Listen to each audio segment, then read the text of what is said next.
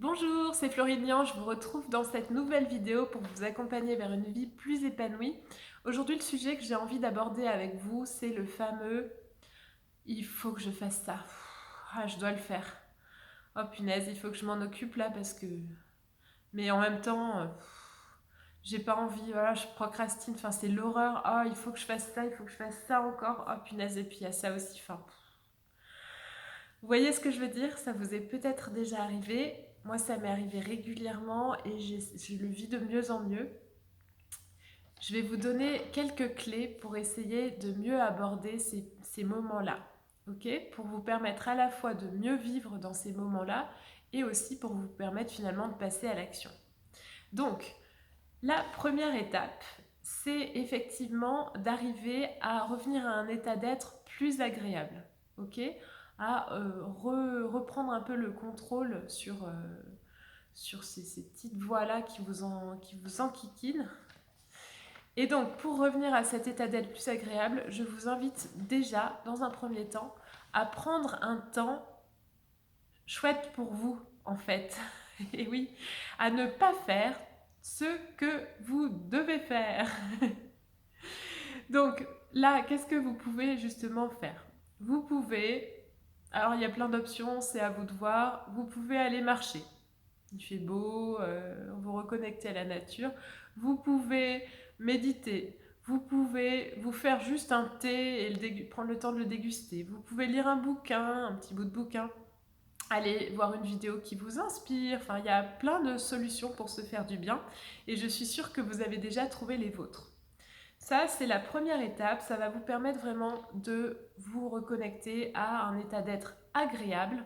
Vivez cette étape vraiment sans culpabilité. Sans culpabilité parce que on est quand même en vie pour ça, non?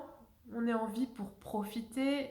Pas pour, quand je vous dis profiter, c'est pas forcément consommer ou ce genre de choses. C'est on est en vie pour se sentir être en vie. Donc vous avez le droit de faire ça. C'est tout à fait ok de prendre ce temps-là pour vous. Ok, donc vivez-le sans culpabilité. Vivez-le quand même aussi avec de préférence un papier et un crayon. Ou alors avec votre téléphone, si vous préférez prendre des notes sur votre téléphone. Mais si vous avez votre téléphone, essayez de vous couper un petit peu de ce qui pourrait venir de l'extérieur. Je sais pas, mettez-vous en mode avion, mais gardez-le prêt à prendre des notes. Okay, parce que en fait, pendant ce temps-là, peut-être que votre liste de il faut ou je dois, elle va se rallonger, c'est possible, mais ça va vous donner, il y a des choses qui vont vous venir, des trucs à faire peut-être. Et du coup, si vous pouvez les noter quelque part, ça vous permettra de vous désencombrer la tête, de les déposer là et de vous sentir plus serein ensuite. Ok? Alors ensuite, donc papier crayon, oui, ça peut aussi vous donner des idées sur comment faire ce que vous devez faire. Donc par exemple, attendez, je tourne la caméra parce que là il y a le soleil qui... Ah non, c'est dans l'autre sens. Voilà. Euh, je disais quoi déjà? Je disais oui. Parfois, ça va vous donner des idées de comment faire ce que vous devez faire. Et du coup, après, vous allez vous rendre compte que peut-être un truc qui vous aurait pris 2 3 heures, en fait, comme vous aurez pris un temps de répit, vous aurez, je sais pas, des choses qui seront venues à vous tout naturellement et votre travail en 1 heure, il sera fait. Ça, c'est possible. Ok? Alors, autre chose, il y a des personnes qui, dans ces moments-là, préfèrent faire des choses utiles. Marcher dans la forêt, ça peut être aussi faire le ménage pour certains, ça peut être lancer une lessive, c'est très personnel, faire du tri, ranger. Tout ce que je vous invite à faire ici, c'est à bien le vivre en fait. Si vous faites d'abord du rangement, eh bien faites-le d'une façon qui vous procure du plaisir. Vous pouvez par exemple mettre de la musique, à vous de voir. Il ne faut pas que ce soit vécu comme une contrainte ce moment-là. Ok? Alors une fois que vous êtes revenu à un état d'être plus doux, plus agréable, vous vous êtes un peu reboosté en fait, quelque part. Et là, je vous invite à ce moment-là à vous reconnecter à pourquoi vous devez faire ou pourquoi vous voulez faire cette chose. Qu'est-ce que ça va vous permettre d'être. Qu'est-ce que ça va vous permettre de devenir en fait, de faire ce travail? Qu'est-ce que ça va vous permettre de goûter comme sensation?